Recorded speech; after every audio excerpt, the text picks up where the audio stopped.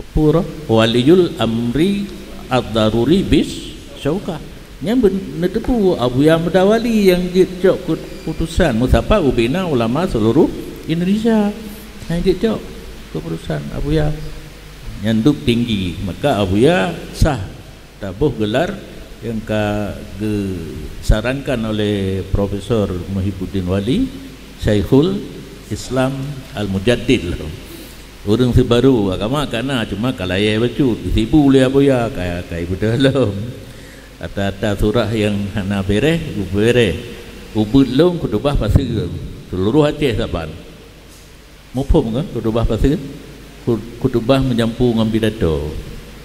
Oh wow, urang labuhan haji baru terjadi perubahan. Berarti hidayah surahnya hanya kudubah pasir. Cuma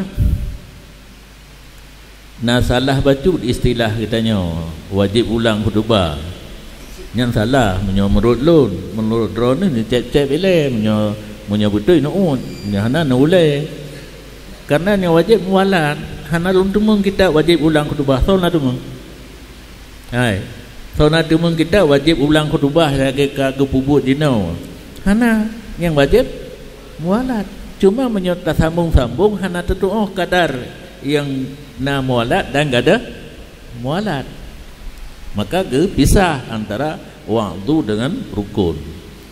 Nak yakin ya, nak pisah tak yakin nak jampu le. Cuma na lundum kita nyopi hai dipikir ulama India.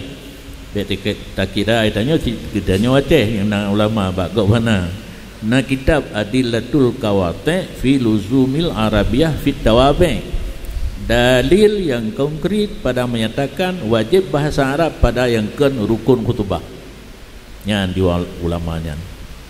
Jadi khutbah bahasa Arab mendung hanampum kakutan kan buat yang apa khutbah yang buat lagi nyo hanampum tanya lagi tanya taknya hanate kak lagi nya hanampum yang penting dia tanya nginan nanti lo buat khutbah nak tunjuk cara hana tajak jawab nian karena waktu singkat itanya balik panjang khutbah dengan semayang. Nabi kan panjang semayang dengan khutbah, maka semayang diucap ayat yang panjang. Ana baru baca ra'aital ladzina nasi. Lebih pemimpin pesantren anak yatim.